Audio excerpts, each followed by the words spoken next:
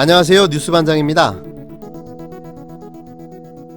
기자님 질문과 관련해서 흑수저 청년 관련해서 저는 뭐냐라고, 저는 그런 통상적 기준으로 금수저 맞습니다. 그래서 세상에서 저를 강남 좌파라 부르는 것도 맞습니다. 근데 이 말씀을 기자님께 드리고 싶습니다. 금수저면 항상 보수로 살아야 됩니까? 강남에 살면 항상 보수여야 합니까? 전 그렇지 않다고 생각합니다. 금수저이고 강남에 살아도 우리 사회와 제도가 좀 더 좋게 바뀌었으면 좋겠다, 우리 사회가 보다 공평했으면 좋겠다 생각할 수 있다고 생각합니다. 저는 기계적 유물론자가 아닙니다. 제가 강남에 살면 무조건 그 부를 더 축적하기 위해서 노력해야 되고 진보적인 얘기하면 안 되고, 그건 아니라고 생각을 합니다. 그래서 기자님 말씀대로 제가 금수저라고 하더라도 제도를 좋게 바꾸고 우리 후손 대다음 세대에는 어떤 사회가 됐으면 좋겠고, 이런 생각도 할 수 있고 그런 꿈도 꿀 수 있고, 저는 그렇게 해왔습니다. 물론 그렇지만 부족했습니다. 아무리 제가 그런 고민했고 공부했다 하더라도 실제 흑수저 청년들의 또는 실제 흑수저인 사람들의 마음을 제가 얼마나 알겠습니까? 그 고통을 또 얼마나 알겠습니까? 10분의 1도 모를 것입니다. 그걸 제가 알고 있습니다. 그게 저희 한계입니다. 그렇지만 그런 한계를 가지고 있으면서도 제가 할 수 있는 것을 해보려고 합니다.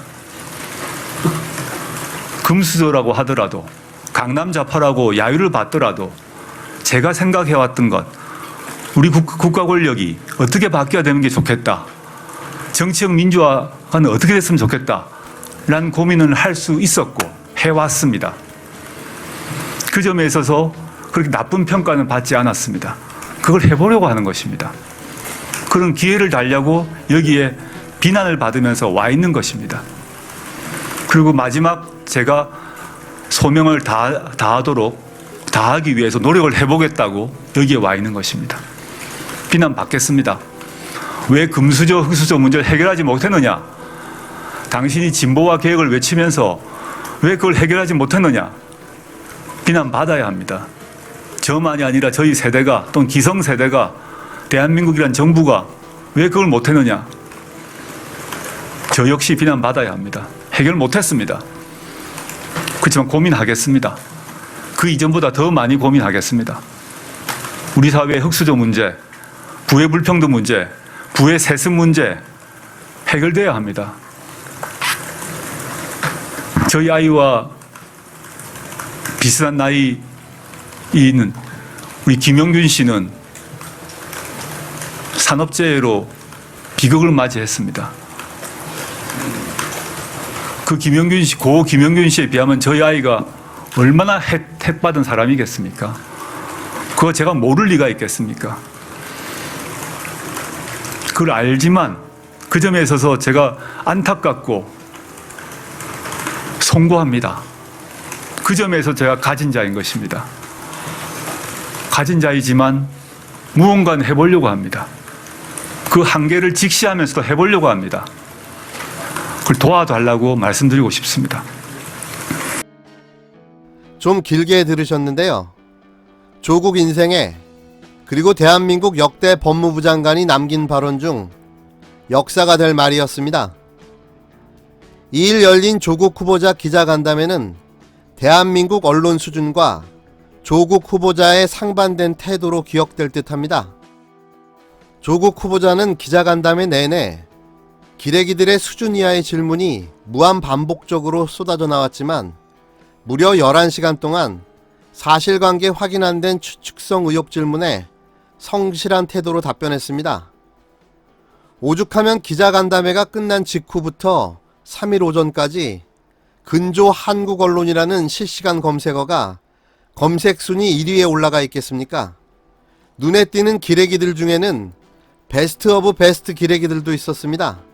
특히 역시나 조선일보 상식 이하의 질문을 쏟아내며 절에서 조선 기레기 하는구나 확실하게 각인시켜줬는데요. 거기에 태도까지 어이가 없었습니다. 얼마나 머리를 뒤로 제끼는지 목뼈가 나갔나 의심이 들더군요. 그렇게 하면 멋있어 보입니까? 없던 저널리즘이 막 생겨나요? 앞으로 대한민국 기자들도 국가공인 시험을 통해서 자격증을 줘야 할 듯합니다. 조선 기레기의 황당한 질문 수준은 이렇습니다. 황당한 논리를 들이대며 조국 후보자 위장 전입 의혹을 제기했는데요. 조국 후보자가 해외 유학할 때 후보자의 주소지를 본가에 전입 신고를 해둔 게 위장 전입이 아니냐는 겁니다. 조선일보 기자의 논리에 따르자면 군복무할 때는 군대에, 유학 갈 때는 유학 현지 체류하는 곳에 주소지를 전입 신고해야 한다는 건데요. 이런 기레기를 기자랍시고 이걸 질문이라고 합니까? 초등생도 이런 질문은 안 할 것 같습니다. 이명박근혜 정부 때는 질문 하나 못하던 것들이 세상이 좋아지긴 좋아졌나 봅니다. 이런 기레기들도 질문을 다 하니까 말입니다. 어제 상황은 조국 검증과 기자 검증이 동시에 이루어진 진풍경이 연출됐다, 이렇게 보여지고요.